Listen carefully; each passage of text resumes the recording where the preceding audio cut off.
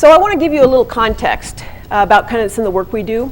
So I'm going to play a video, but I want to set it up just a little bit for you. So we get to do a lot of special mission work, and I'm going to tell you about a specific mission we had a few years ago. And it started back in 2006 when there was a National Reconnaissance Office satellite that was launched. It was in December of 2006. And although the insertion into orbit went very well, they lost control of the satellite very shortly after it was put into orbit. And it wasn't considered a problem for quite a while, but because they were never able to control it, there was a concern that at some point the orbit could degrade and it could come back to Earth. And like many of the satellites, they use hydrazine, which is the system that they use to thrust it, for thrusters to keep it aligned in its orbit. And because it had never gone live, it was completely at a full payload of hydrazine. And if it was ever to come back to Earth, that would create quite a toxic hazard for Earth population. So it was monitored for quite a while. And then at one point, and actually it was almost an anniversary, it was in February of 2008, Valentine's Day, when the Department of Defense notified the public that there was an imminent threat of the satellite coming out of orbit. And just a few weeks before that, Raytheon got the honor because of one of our systems, which is the Standard Missile 3. You're going to see it in a little bit. We got the mission to go make some changes to that system to go take on a very different mission than it was designed to do. So we had just a few weeks to be able to make that happen. And then I'll go ahead and show you the video so you can see what that looked like.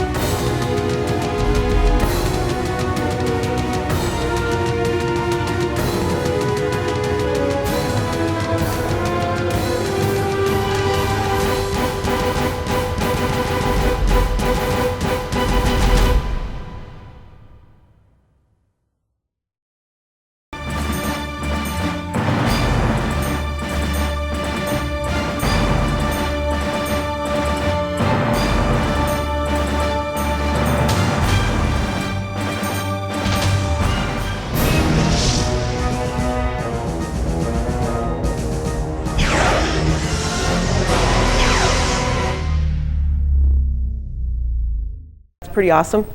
But what I want to tell you about is how, that was a really good day for us to be able to do something like that, to take out a threat, especially on, kind of on behalf of the Earth. But you know what? Not all the days are good days like that.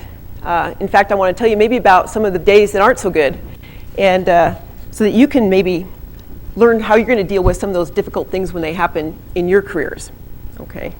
And first, let me talk a little bit about why I kind of got into this position. So I'll tell you what's important to me is I wanted a job that was fun. And for me, it turns out fun meant technically challenging. It also turns out equals hard. I didn't really acknowledge that at the beginning, but that was the intent. And it would also challenge me in that I would get to learn new things, extend my knowledge.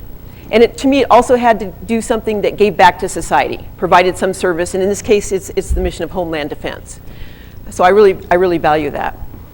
And I would have to say that, I never intended to be planned my career to be a vice president of engineering. In fact, I wish I'd taken bets on that about 20 years ago, because I could have made a lot of money on that bet. It was never in the cards. But what happened as I went through my career is I learned that there's a lot of things that happen to you in your career that you really don't anticipate. And they're the things that will be important to your career, but you don't recognize them until hindsight. And that's because it's the difference between those good days like this, and we've had a lot of them. We've had a lot of really good days, but I'll tell you, I've had a lot of bad days where the hardware we're testing ended up as a hunk of smoking, burning metal in one of our labs, or where The logic circuits, very complex logic circuits in what we do, they didn't close quite as fast as they had to, or they were in the wrong sequence. Somehow we didn't quite get it right. Because what we do is challenging.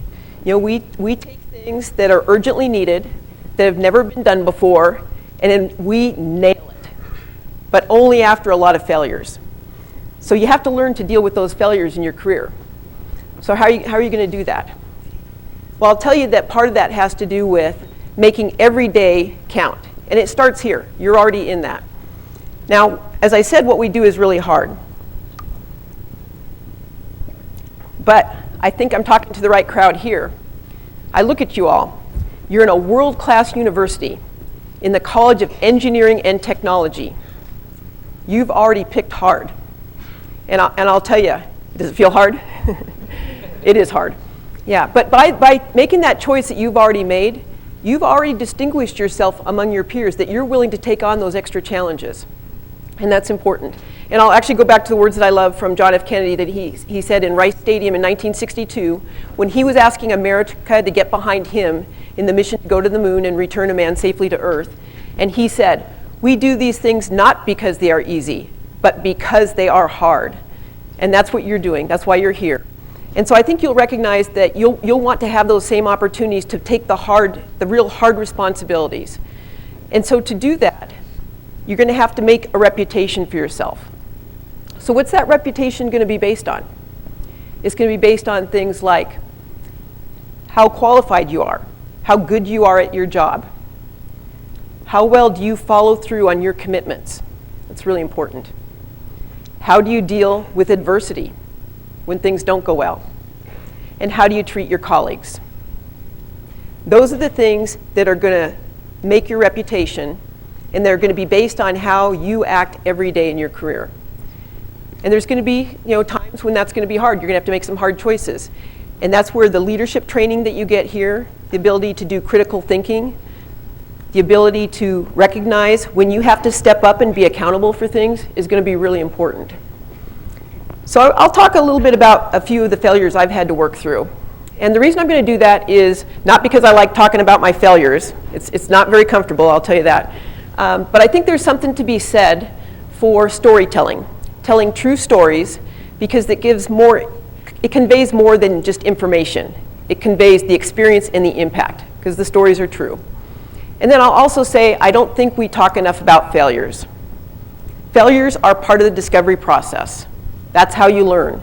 And I'd be willing to bet that at least most, there's probably a few exceptions out there, but most people who are really successful are there because of the failures they had to work their way through. You can take what's going on with SpaceX and the Falcon Heavy with Elon Musk. That took a lot of work and a lot of failures to get through to get that point. So that's what you're going to experience in your career if you truly want to achieve that level of success and be given the opportunities to work on teams that are doing those very challenging jobs. Because the project leads are going to want people who have their reputation that they can count on, that will deliver on their commitments, and will be able to deal with adversity. So how you work on that every day is going to be important, and it'll start here, and it's going to start in your career. So here's just a couple examples for me. And the first one I'll talk about was really very early in my career. So I'm a fairly inexperienced engineer, and I was in charge of a project, and it was for one of our systems where we would do tests with them, fly them around, and then we would recover them, and then rework them, refurbish them back into tactical assets. Okay. Well, sometimes in that recovery process we induce some damage, and that was expected. That's a normal part of the business.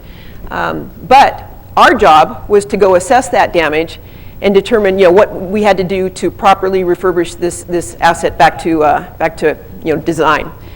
And sometimes things like the structure would be damaged, or maybe some of the aerodynamic surfaces would have got sprung a little bit so that they're not quite aligned to manage our control authority. So part of the job of my team was to go take all those measurements of that asset we recovered, and then work it, do the analysis and decide what had to be done to it to return it back.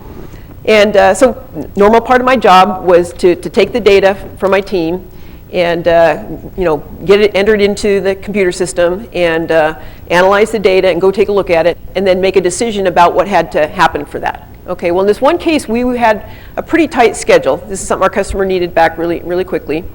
So I went through the process, got all the data, was thrilled when I saw, as a result of putting in all the data and doing the analysis, that we didn't have to make a major sub-assembly change to this one. So I went running right out to my team. I said, hey, we are good to go. You don't have to replace the wings or anything. Go ahead and just do the process of getting it back to normal, which they start on. And so I was, good job, good day for me. So I went off and did other things. And I didn't get back to my desk till pretty late that afternoon. And when I got cleaning stuff up and kind of looking over, I realized I had fat fingered one of those numbers into that system. So first thing I did, I was like very hopeful that if I put the right number in, the same answer is going to come out. That didn't work out that way. I got a different answer. And the answer I got back was that we had to make a major change. Okay. Looking back now, I can tell you I've made much more stupendous errors than that in my career. But at that time, as a young engineer, something that didn't affect just me, because I'm used to having errors that affected me, I can deal with that, but I'd affected my team here, and maybe even my customer, which was a big deal. So I realized that not only had I lost the time, that we've just, spent a shift 8 hours where they're doing something that they're gonna have to totally undo. And by the way, this is a really dedicated team. They had agreed to pull double shifts. They were gonna work all night, whatever it took to get this thing done. And now I had to go back and explain to them that not only did they have to undo the work they'd done, but now we're gonna have to work extra hard to try and make the schedule. Yeah, it wasn't fun. And actually one of my colleagues in my office actually even said, he goes, do you want me to go out and tell them? I'll tell you, I was really tempted. Yeah, it'd be really good if you went and told them. But I knew I had to do that. And I'll tell you what happened. When I went out there, and there was a couple of them that, it looked like I just sucked the air out of them. They were totally deflated. They were so proud of what they were doing, working to do what we needed. And they're just, oh. And there's a couple that gave me the look, the look, where I haven't got everything quite right. But one of the team members also spoke up and just said, okay, but just remember this, when we make a mistake, all right, I can go with that. And I've never forgotten that. And I think going through that process of making mistakes, having to own up to them and deal with your teams, kind of gives you a better sense of how hard all this stuff is, and that we're all working hard as we can to make this possible, to bring theory into reality, because that's what engineers do. We take things that are just theories and we turn them into things that are real true. So that's one story. And sometimes it comes back to, that's an example of owning up and being accountable and also being committed to what you have to go do. Sometimes we also have to make promises. And in the world we work in, quite often those promises are really challenging, and they're made before we know everything we need to know. We're in a process of discovery. So we often assume that discovery is going to be perfect. And the first time we design it, it's going to be right, and it's going to do everything we need. But I'll tell you, it almost never works out that way. But we don't anticipate sometimes where some of the errors are going to come in, or they're not even really errors. We're discovering, we're learning as we go. So we had a commitment that we'd made to one of our customers to do an analysis. And this was something they urgently needed, because they were going to ask some of our systems, kind of like the Standard Missile 3, they were going to ask some of our systems to do, extend their performance and their capabilities beyond what they'd been designed to do. So we actually had to go look at the entire inventory and see whether that was possible. This new mission that they wanted to assign to this product was going to work that way. And so I had made a commitment to my counterpart, who was the chief engineer on the government side, that we could get this done by a certain amount of time, because he had to line up all the different approvals that were going to happen on their side, which is a lot of how this stuff happens in this business. So it worked really hard, but we'd also along the way figured out some things that we could do that would make that analysis a lot better, but also made it a lot more computing intensive. We were lining up a lot of high performance computing. It was going to take us a longer time to pull the data together and to do some preliminary analysis and to get the data sets set up. So as we're working through that, and I realized our deadline was approaching really, really fast, and we were nowhere near as far advanced with the analysis that I'd hoped we'd be. And I know there was concerns on both sides with both the customer and my leadership, and they kind of pulled me out one day and said, "You really think you're going to make this?" And I said, "Well, I've worked it out. It's going to be a lot harder than I thought. Basically, a couple of us are going to work around the clock for the next few weeks with a few rests. I know you can't drive people that hard. And we, at some point, we just had to, brute force it, just put everything in that we had to get it done. And I remember, being there late at night, and there's a couple of us in this little lab area, we're all working together, and I got the call, from my husband, saying, "Hey, you coming home tonight?" and I remember, I talked to him a little bit and said goodnight, and I hung up, and I just looked across at my colleague. I said, "Well, I'm forgiven." And I remember he said, "I hope I am too. We'll see." But that, that's, we're a team, and we're going to back each other up, and we're going to do it. And actually, we pulled it off. And that's part of one of the lessons I've learned along the way too, is there's times where, you're going to just have to pull in a little bit extra because you made a commitment. Now that's affected my behavior in a couple ways. I'm a little bit more circumspect now before I make those commitments. I think this through a lot better than I did before when I was younger in my career, because I know I have to own up to that. And it's not even just the big things like that. That's an obvious one. I made a commitment to a customer. I made a commitment to my leadership and to my team that we're going to get this done.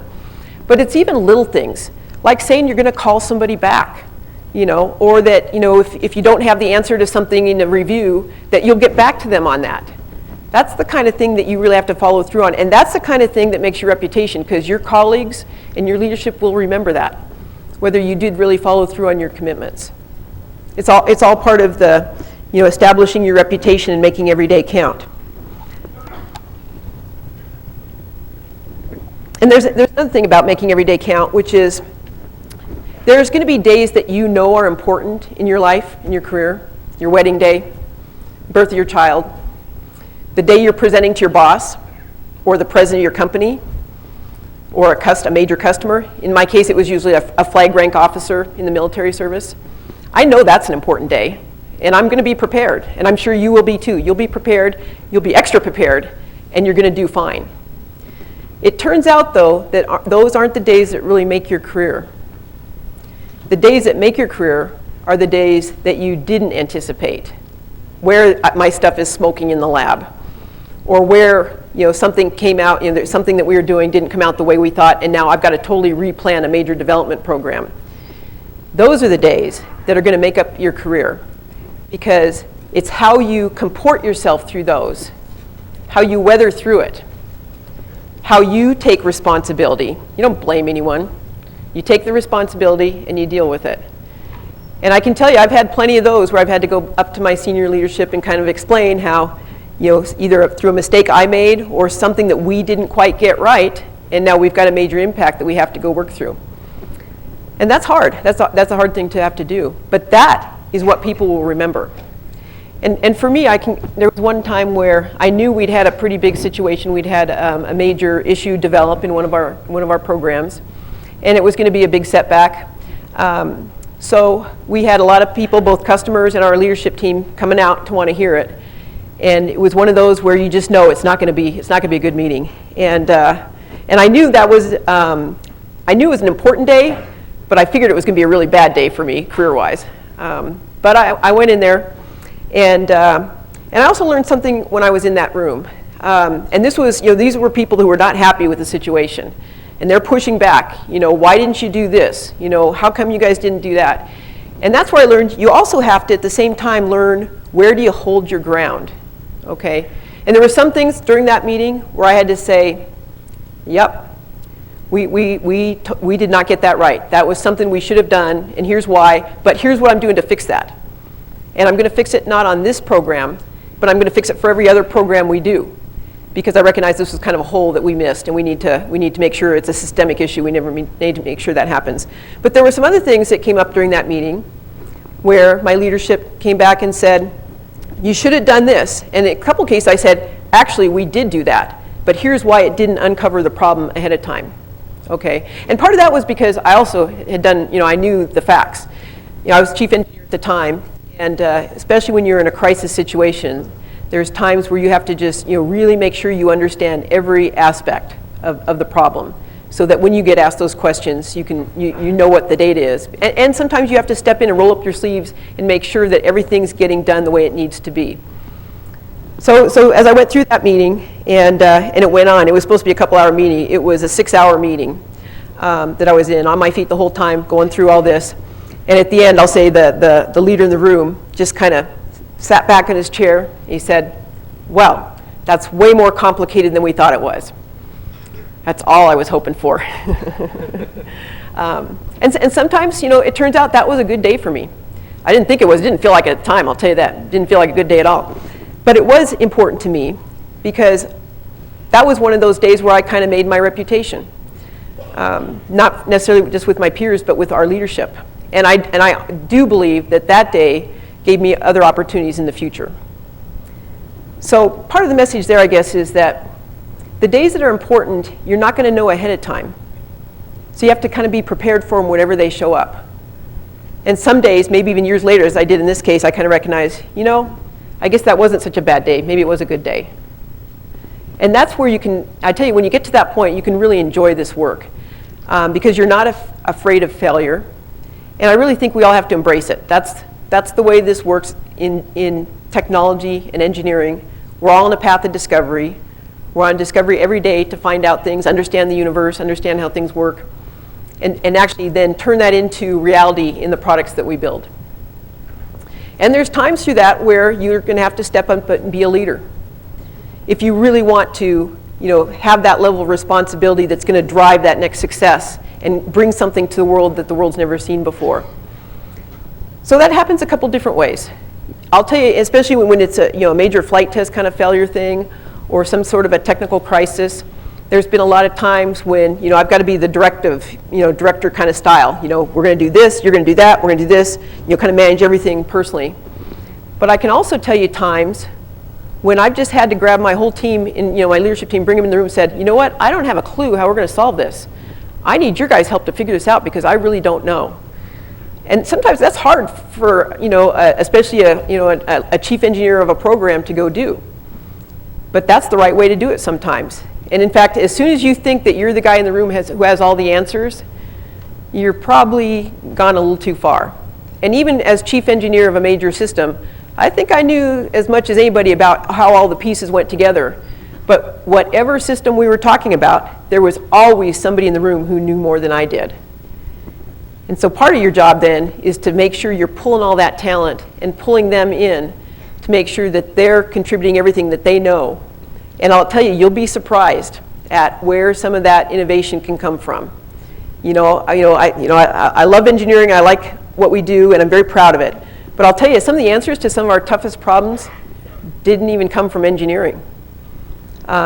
Sometimes it was supply chain, or contracts figured out something that we could do differently, or finance figured out how we could go get some funding to do something that we really needed to go do. I mean, the innovation is everywhere. And when you have a diverse group, and I think of diversity in the very broad sense, where people came from, what their experience is, what their educational background is, that's where the innovation really starts. And if you're willing to embrace that, that's where the power really happens. And it is kind of magical, I'll say. I'll tell about one that just still blows me away. It's probably been 15 years. We actually had an issue with one of our systems where we had a broken wire. Okay, it was caused by one of our subcontractors. It turns out who was using a tool they probably shouldn't have been using on their production line. In fact, I know they weren't supposed to use it because management swore that they never used that tool until we walked out and asked the guy how they put that wire together, and he pulled the tool out of his back pocket and said, here's how we do it. Well, okay, all of a sudden we knew how our failure had started. Okay, now the problem with that was, okay, good, I understand it. Mostly that's what you want to get to. You want to get to root cause and you fix it. Okay, that's easy. I had 2,000 systems that were deployed that had that wire that was damaged to some extent. And based on what they'd been doing, I knew that pretty much all of them had that wire problem, had that problem. Okay, so how are you going to solve a problem like that? That requires some real innovation. We actually solved that problem with software. Who would have thought? We figured out another way to close the logic circuit that wire was critical to. Now, it wasn't as good. It wasn't as nice a solution. There was some things we had to account for in the way the system was going to perform if we did that. But wow, I mean, that was a lifesaver to be able to look at that from a different, have people step back from a different perspective and look at that problem from a total different direction. And that answer wouldn't have come in if I'd done it the way I used to do it, which is I'd bring in all the people who I thought were the experts on that. I would have brought in every metallurgist and harness interconnect person and mechanical engineer who knew how to solve that problem. That's what I would have done. I would have brought them in the room and said, you guys need to figure out and solve this problem. There's no way they were going to solve that problem. That wire's broken. But when you open it up and expand it so that other people can participate, it does really open up innovation. And that's the power of engineering and technology. That's why we're all here, to make those things happen that are magical. And you know what I'll say? It's not just what happens here. It happens in your personal life as well.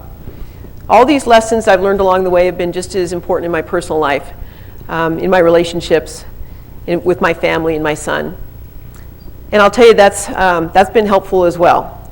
And in this job, especially when you take on these, challenging tasks, you're going to find you're going to spend a lot of time away from home sometimes. But it's always got to be a balance. That's one thing I encourage you. Make sure you always have balance in your lives, and that over time, there may be times when you have to really, grit it through and do something at work, but make up that time with your family.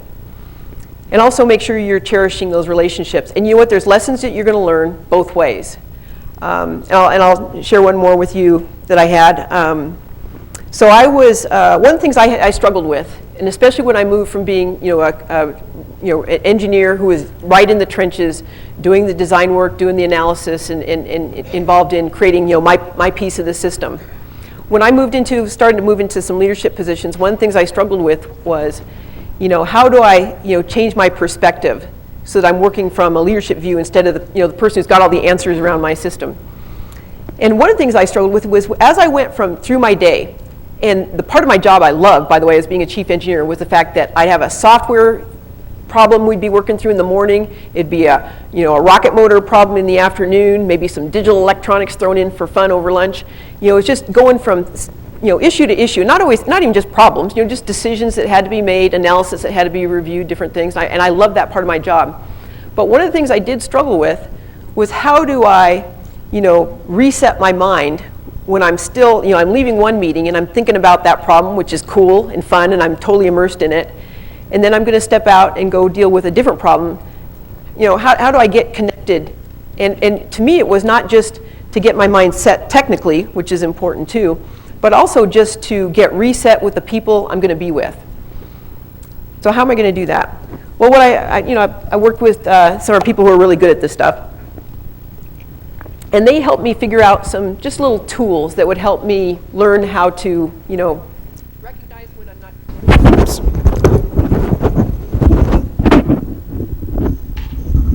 Is that good? Okay. When I'd recognize when I was maybe going down the wrong path. So there's a couple things I had to learn. One of them was when I was getting too technically immersed in the details. Okay. And that's where I came from. That's what I'd done all my career. So it's really easy for me to want to go back and want to understand every detail. Now, as I said, when you've got a crisis, you do have to do that. You have to get in the details, and bring in all the experts who can explain to you exactly everything you need to know about that system. But there was sometimes late at night where I found myself, we got a problem we're working through, and I'm pulling up drawings and looking at them and tracing the circuitry and stuff like that. As the leader, that's probably not the best use of my time. I got people who are doing that already, and even though it made me happier, I'll say, to go do that, it wasn't really helping the team. So there's times when I had to learn how to step back, and so I learned, some of the things I had to learn was, when I recognized I was starting to go down that path, how do I make that decision? Because there was a lot of times where I convinced myself it was okay to spend my time that way because I thought it was fun. And so I would convince myself that if it's fun for me, then it doesn't matter. That's kind of my own, now I'm spending my own time, not company's time, to go do that. Well, I've got a family, I've got a family that needs me too. So I can't be spending time doing stuff that doesn't help my team. And I learned then to start thinking about it from a different perspective. When I started to go down that path, I asked myself, is this going to help us move forward, advance our system, advance our design, advance our development? You know what? And a lot of time the answer was no. Me doing that job didn't make sense at that time. As much as I wanted to do it, and I missed being, involved in all the very, low-level details of things, I recognized sometimes I had to step back from it. And the other thing of it was, how do I also get that emotional connection with the people I'm with as I went from this, this group to this group and this group?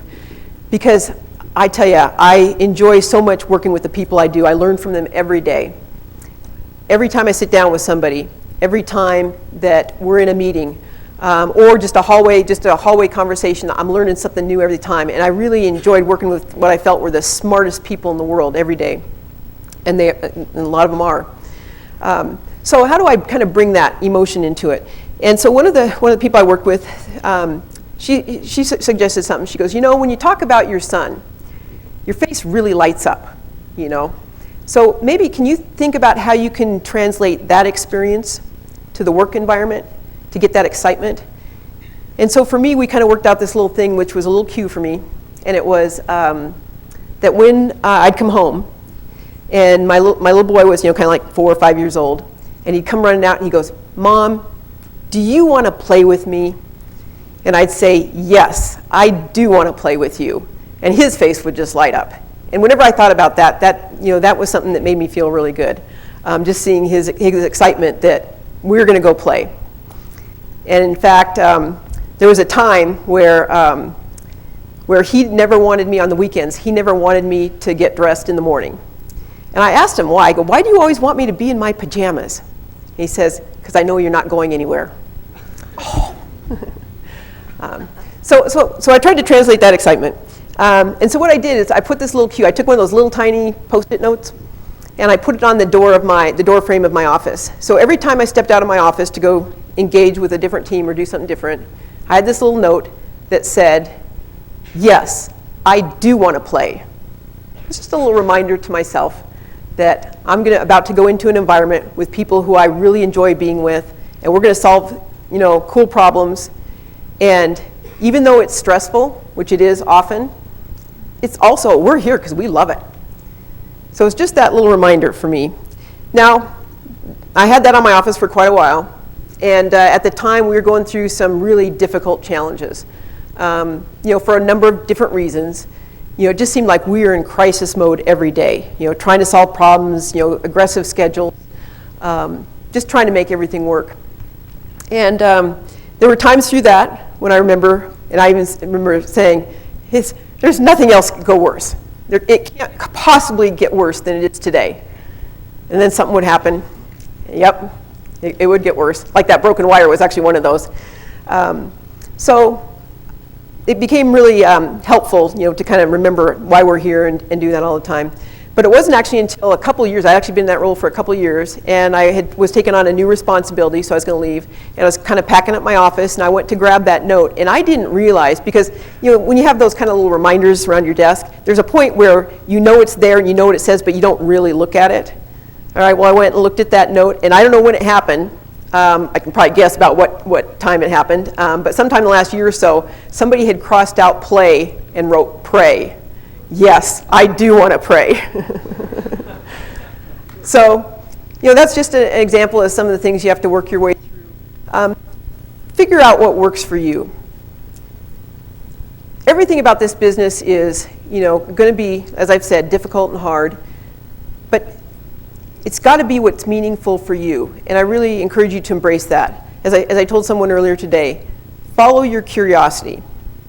Don't try to go to a certain level. I mean, if you have a career plan, that is great. I never had one. All I really want, as I said, I wanted to have a fun, cool job. Now, for me, I gravitated towards aerospace and defense because as I was growing up, to me, that it seemed where all the most leading edge advanced work was going on. And I still feel that way today, but I know I'm a bit biased. There's a lot of exciting work going on, and you are going to move into those fields, and you're going to get to go and make those discoveries. But what I'll tell you to do is always make sure you're following something you want to do. Don't take a job because somebody tells you that that's going to be good for your career, unless you really want to do that job. It's got to be fun. We spend too much time doing this for it not to be fun and not to feel like it's rewarding to you. And I'll tell you, that's happened to me before too. I was told that I needed to take this job because it was going to be good for my career. And I remember saying, what if I don't want to take that job? What if I don't care that it's not good for my career if I get to continue to do the stuff I really like doing? And they said, well, it's gonna probably, you know, set you back a few years. I'm fine with that, as long as I can keep doing the work I want to do. Now, if you want that job, totally go after it.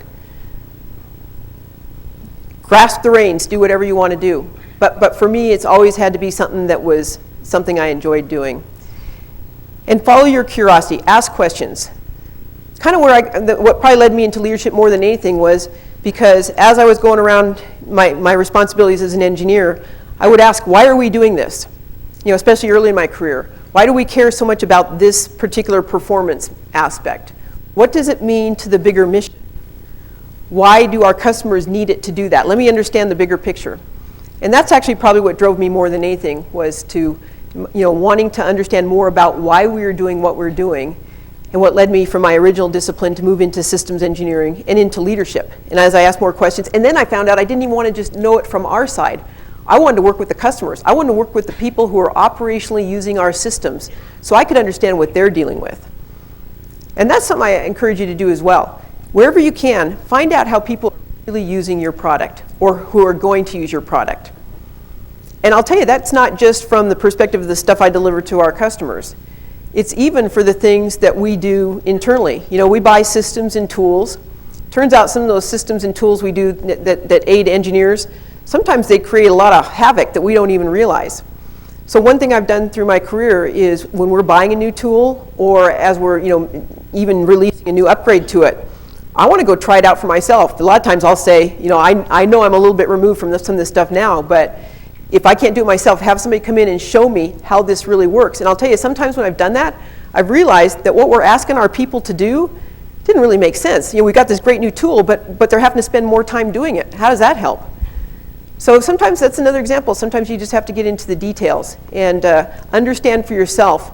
And that's good for your situational awareness, because what you don't want to do in your journey as you move through your careers, you don't want to lose touch. Lose touch with the things that you got into this business for, that you still like to do, and lose touch with the people who are actually going to be affected by the work you do every day. And sometimes we're not encouraged to do that, but I think it's really important. So I guess I'll just kind of start winding this down a little bit.